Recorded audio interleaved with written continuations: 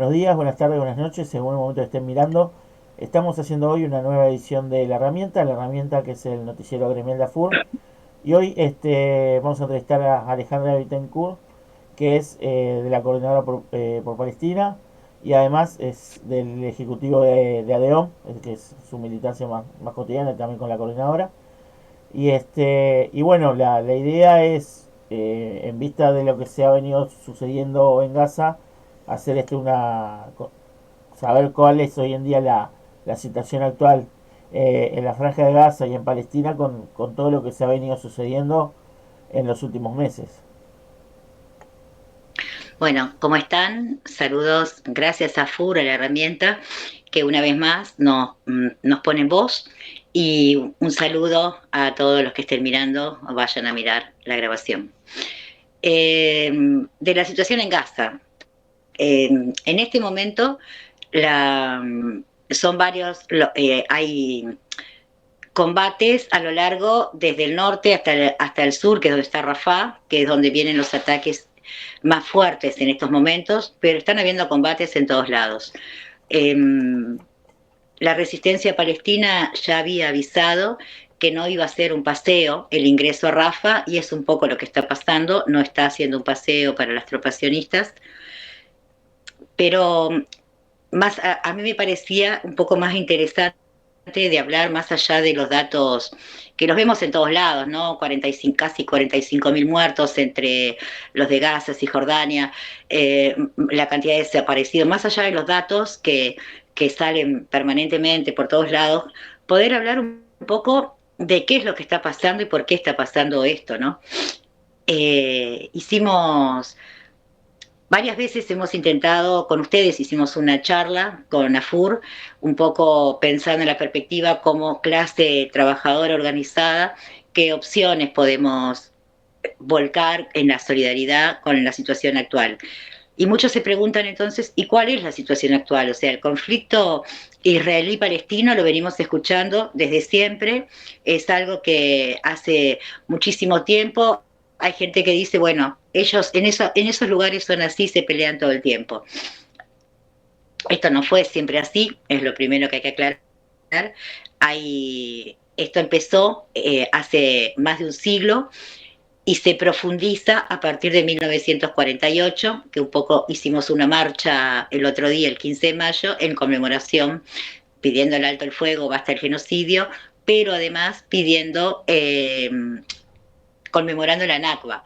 Al-Nakba es la palabra en árabe que significa la catástrofe, que es como vivió el pueblo palestino el momento el 15 de mayo de 1948, la creación del Estado, la implantación del Estado de Israel, que para el pueblo palestino significó genocidio de ahí hasta el día de hoy, despojo, robos de tierras, de viviendas, asesinatos, masacres, cárcel, exilio, pasar a vivir a campos de refugiados.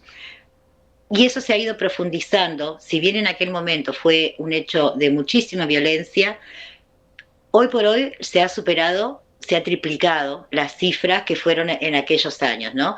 El 15 de mayo de 2024 conmemoramos los 76 años de la Nakba con el triple de asesinados de lo que fue en aquel momento, porque es una cifra monstruosa. No, en las comparaciones que hay, no hay cifras en combates actuales, porque cuando hablamos, por ejemplo, si pensamos en guerras, en enfrentamientos en otros lugares, los muertos se cuentan de decenas, de centenas, de algún millar.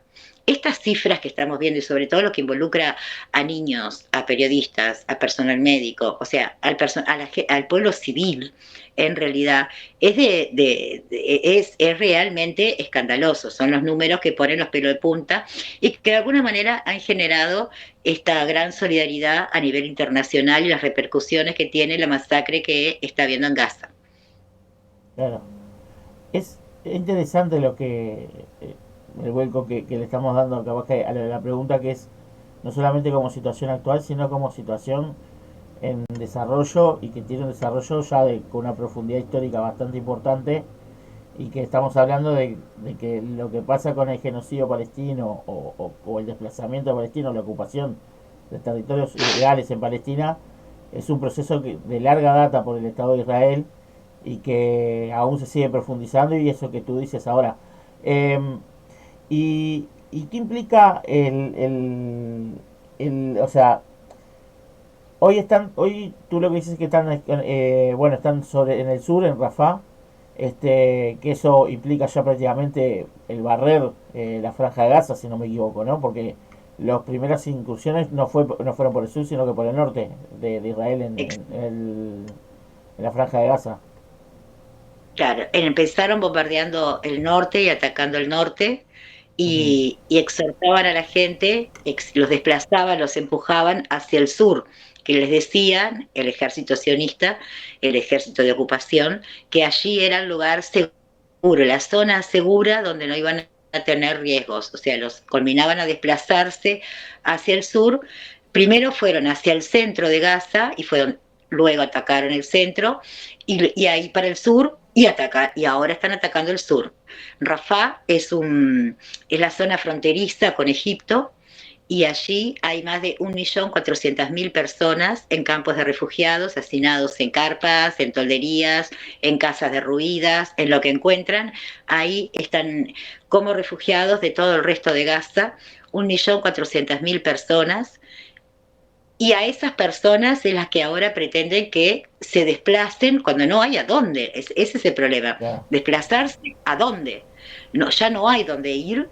Es el último reducto. O sea, lo único que les queda es resistir.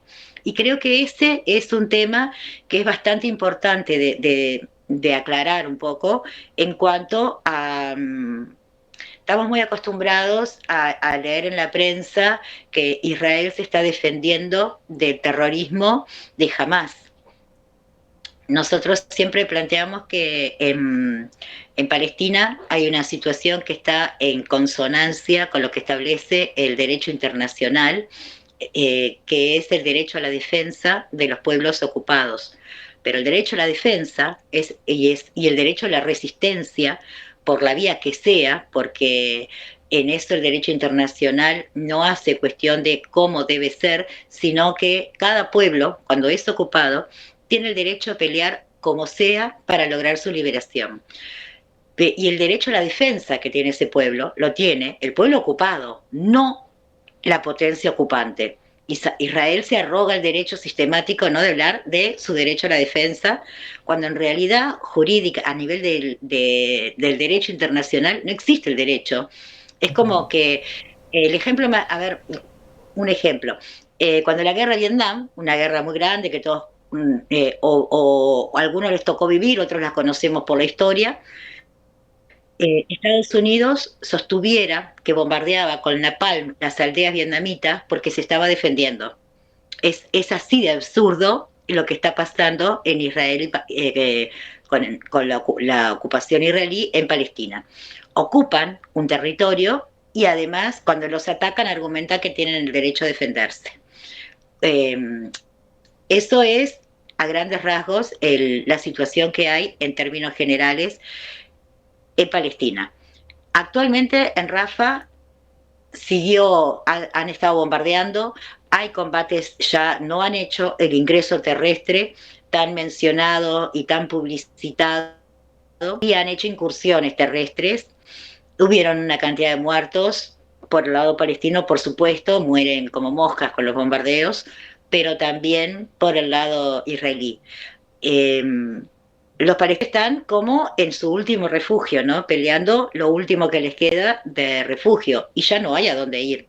Y algo que creo que todos sabemos es que cuando estás entre la espada y la pared, no tenés muchas más chances. Pelear es la única que te queda. Cuando se habla del terrorismo de Hamas, que nosotros sostenemos que no es Hamas, es la resistencia palestina, porque la resistencia palestina jamás es uno de los sectores, pero la resistencia palestina engloba algo mucho más amplio, que es todas las organizaciones en Palestina que tienen su facción armada, que son las que luchan contra el ejército israelí. Se podría trasplantado, por ejemplo, a la guerra de Vietnam, sería la guerrilla del Vietcong, pero nosotros acá los tachamos de terroristas, no decimos los guerrilleros, no, como a los partisanos, los que peleaban contra la ocupación fascista o nazi, los partisanos eran los guerrilleros. A nadie hoy se le ocurre pensarlos como terroristas. El día del partisano se hacen homenajes, se canta la internacional, se canta Bella Ciao, pero no hay una concepción de terrorismo. ¿Por qué sí existe en este caso esa visión? Y entonces se justifica todo esto en base a eso. En alguna de las charlas, creo que en la FUR también, cuando hicimos la charla en la FUR lo planteamos, ¿qué es el término terrorista? O sea, ¿dónde está definido eso? Y bueno, eso no existe en ninguna parte, no hay una definición para todas las naciones que sea lo mismo. A grandes rasgos es todo aquello que se intenta imponer o generar miedo a través del terror. Pero no hay una definición internacional que abarque que tenga una unanimidad o que englobe esta organización, todos hacemos de acuerdo en que es terrorista. No, no, no es así. Hay países que tienen en su lista de terroristas y no es solamente a Hamas, es a prácticamente todos las organizaciones políticas palestinas. Todas son terroristas. Entonces, cuando llevan preso a un militante político palestino, el argumento israelí es que va preso por terrorista. ¿Por qué? Porque ellos los tienen incluidos en listas de terroristas.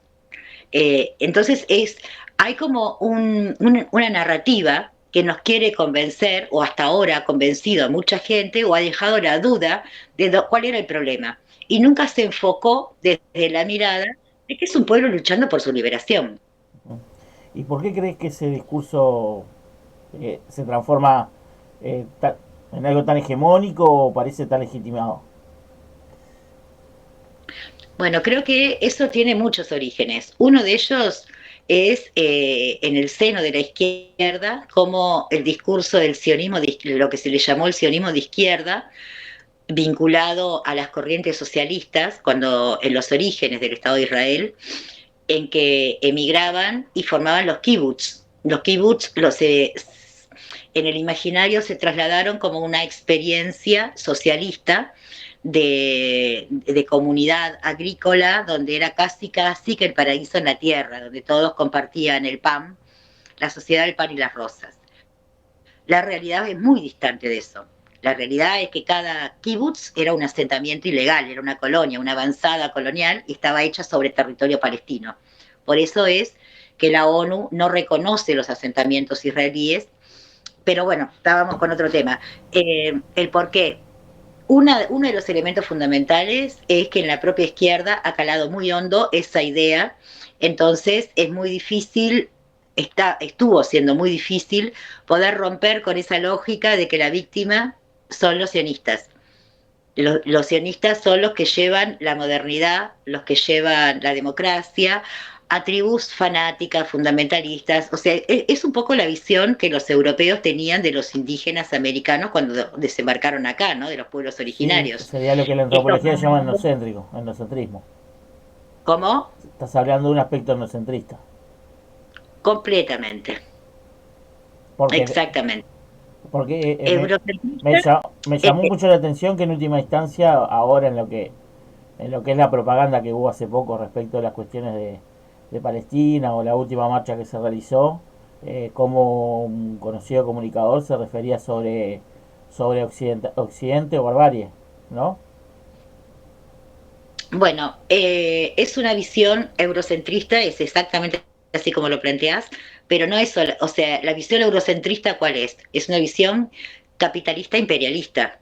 O sea, Israel es una colonia, un implante en Palestina del occidente capitalista, del occidente cristiano, capitalista, imperialista, que necesitan tener en un lugar que es geopolíticamente estratégico, necesitan tener un implante. Y así está Israel metido en la entrada de Medio Oriente.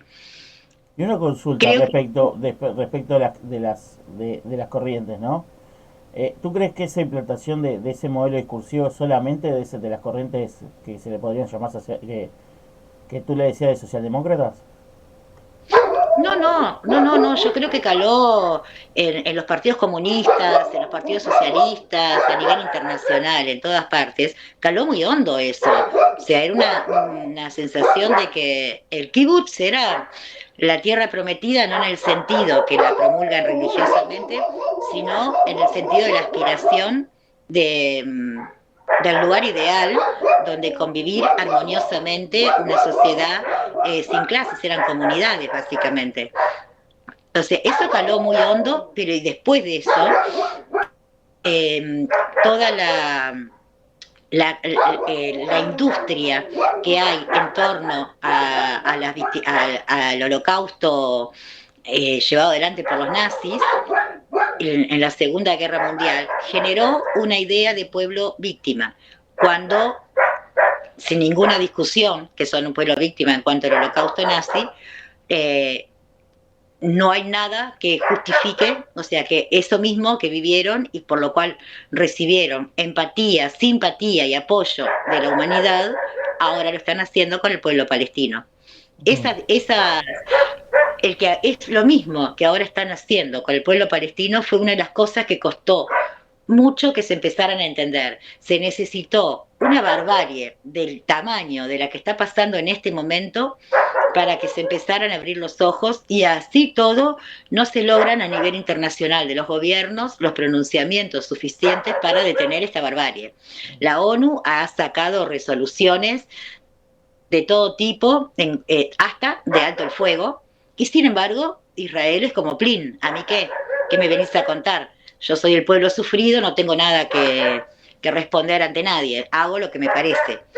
Algunos incluso lo definen a Israel como el matoncito del barrio. Esa actitud, ¿no? De que vas, pegás, no sé cuánto, pero cuando viene otro y te pega, salís corriendo a llorar. Bueno, algunos lo identifican, lo grafican de esa forma por el tipo de vínculos que han establecido en Palestina, ¿no?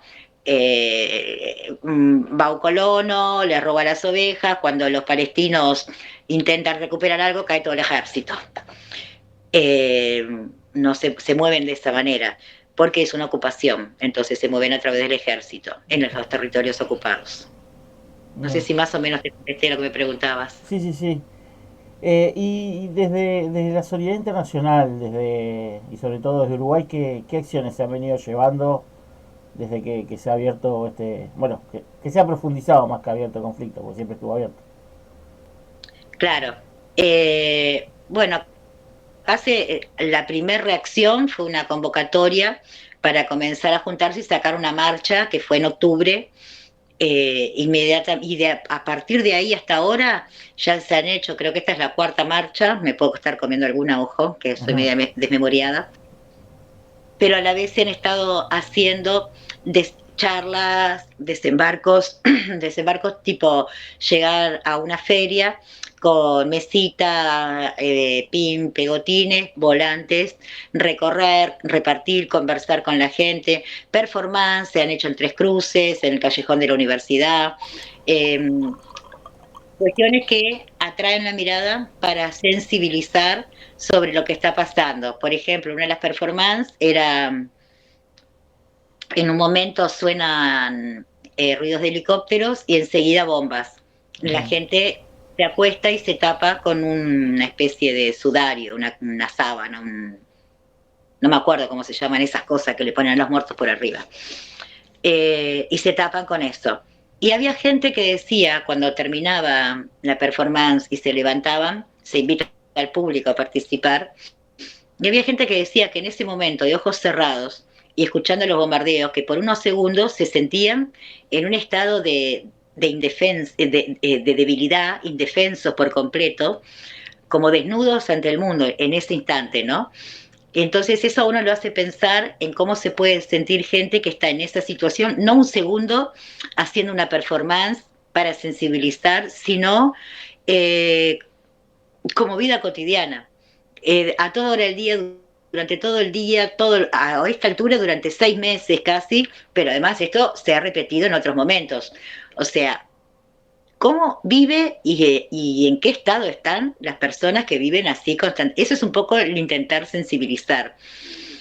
Tratar de que por un segundo las personas se pongan en el lugar de cómo te sentirías vos si tenés que salir corriendo arrastrando a tus hijos y que capaz que no podés arrastrarlos a todos a la vez, y queda alguno, y cuando bombardean la casa y voló todo.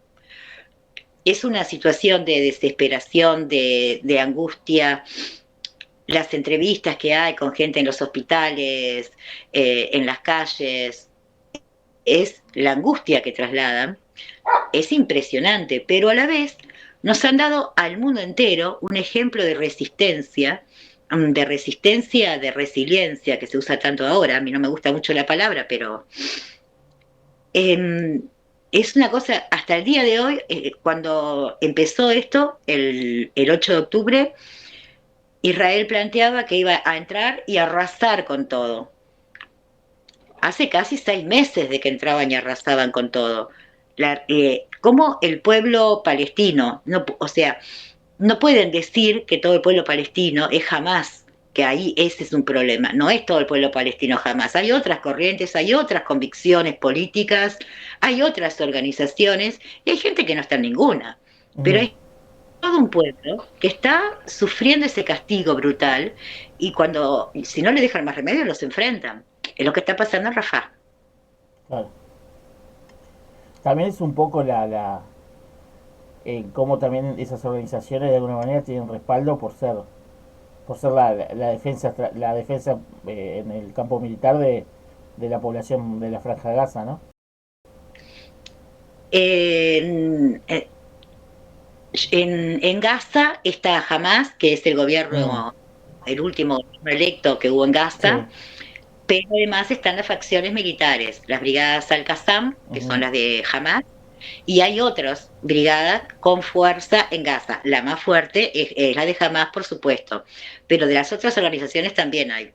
La resistencia palestina ya hace mucho rato declaró que operan en forma conjunta. O sea, este ataque público, que cada vez que se habla, vamos a destruir a Hamas, saben perfectamente que no es así, que lo que están atacando es a un pueblo, y que es un pueblo organizado el que está respondiendo a través de se organizaron en un comando, no sé cómo lo llamarán, porque será una palabra en árabe que no conozco, para poder enfrentar conjuntamente todas las fuerzas palestinas este ataque. Entonces, cada vez que se sale a decir los terroristas de Hamas, es mucho más allá, es mucho más grande esto que Hamas. Eso es lo que quiero Claro. transmitir. Esto es mucho más grande que Hamas. Aunque pudieran derrotar a Hamas, sigue habiendo un pueblo que no lo van a derrotar, porque tendrían que eliminar y exterminar hasta el último palestino, que creo que es el intento. Y ya no pudieron, a esta altura ya no pueden, porque la presión internacional, si bien hoy decía que no hemos logrado aún un pronunciamiento categórico para parar, de todas maneras, lo que los gobiernos no dicen, los pueblos no se callan. Y los pueblos están saliendo en todo el mundo, son multitudinarias las movilizaciones en Sí. solidaridad con Palestina. Digo, acá en nuestro país somos un país chiquito, de poca gente, quizás no sean tan grandes, pero igual son mucho más grandes de las que normalmente había. En el resto del mundo también, son multitudinarias, son enormes, el grito de basta. Y bueno, y el caso particular de los estudiantes, ¿no? Igual, de todas maneras, es notorio lo que es las participaciones que están habiendo últimamente con el tema de la solidaridad con el pueblo palestino, de la paz en Palestina o incluso de la solución del conflicto entre Israel y Palestina. Y creo que es como bien decías, eso no solamente pasa en Uruguay, sino que está pasando a nivel mundial y se ve que hay un flujo en ese sentido. Este, bueno, Alejandra, entonces te quería agradecer por tu tiempo, así no te sacamos más tiempo que para tus cosas. Y bueno, no sé, alguna cosa que nos quieras comentar como cierre sobre el tema, qué actividades se vienen, qué nos recomendás. Eh, Ahora, Obviamente estar al firme con las actividades que se vayan a realizar, pero para ir viendo. en este momento estamos agendando justamente Mm, una serie de actividades. El sábado que viene va a haber Las Pioneras, que es un local que no te puedo, les puedo pasar después la dirección, pero ahora no me acuerdo exactamente. Las Pioneras es un centro gestionado, que el centro es de la Intendencia, pero está gestionado, donde se va a hacer una actividad de encuadernación artesanal de un libro, se había hecho una actividad de lectura de poesía por Palestina hace 2 meses atrás y ahora se va a hacer la encuadernación de los poemas de aquel momento, la lectura por Palestina. Eso va a ser este sábado y bueno, y hay un par de actividades más que se están manejando que no están con una fecha precisa, entonces prefiero ni decirte nada. Va a haber nuevamente movilizaciones, eso no van a parar. Pero creo que lo más importante de todo es que, sobre todo a nivel sindical, todos en todos los espacios que estemos podamos dar estos debates y de alguna manera ir generando los posicionamientos que no solamente ahora el alto el fuego, el ingreso de ayuda humanitaria, el basta de genocidio, pero que un poco más a mediano plazo realmente le trasladen una solidaridad efectiva al pueblo palestino, que es sus derechos básicos como pueblo, ¿no? El derecho a la autodeterminación de los pueblos, que yo creo que la clase obrera organizada tiene un rol fundamental a jugar ahí, como lo ha jugado tantas veces en la historia, en la solidaridad internacional, creo que acá también, y tiene mucho que ver con nuestros roles sindicales y los vínculos sindicales que tenemos, por ejemplo, no, concretamente con Istadrut, que es una pasa ante el mundo como central sindical, que no lo es como un conglomerado empresarial, y que ha sido el agente. Istadrut se crea, es la central sindical israelí, pero se crea antes de la creación del Estado de Israel. Y era la que mandaba, disponía qué personas iban a trabajar en las colonias. Las colonias son los asentamientos ilegales dentro del territorio palestino. Fue un agente de colonización y es un agente actualmente de propaganda del sionismo y de la ocupación, o sea, del despojo del pueblo palestino. Y nosotros como sindicalistas tenemos vínculos con esa organización y eso es fundamental que lo terminemos. Bien, entonces a discutir en el centro de base qué sindicatos queremos también, y eso implica en cómo nos posicionamos sobre las injusticias del mundo. Eh, A Así ustedes que, los saludo, son el único sindicato que cierto, por Congreso tienen tenemos, postura tenemos clarísima al postura en contra, respecto. ¿sí? Y bueno, te agradezco que nos lo reconozcas. Y bueno, y además yo sé que tienen las redes, ustedes tienen Coordinación por Palestina, creo que tienen un Instagram, ¿no? Instagram, Facebook y Twitter. Bueno, entonces los Eh, invitamos a que también lo sigan para así no actualizamos las actividades con algún banner o algo de eso. Y bueno, y agradecerte nuevamente por tu tiempo. no, muchísimas gracias a ustedes por siempre estar dándonos voz. No, por favor, y bueno, cuando quieran, están más que invitados. Vamos a ir cerrando. Les agradecemos por estar viendo la herramienta, el noticiero gremial de AFUR. Y bueno, y también los invitamos a que nos sigan tanto por las redes, que nos den like, así podemos tener un poco más de vistas. Y bueno, y agradecerle por su tiempo. Nos vemos. Hasta luego. Buenas noches.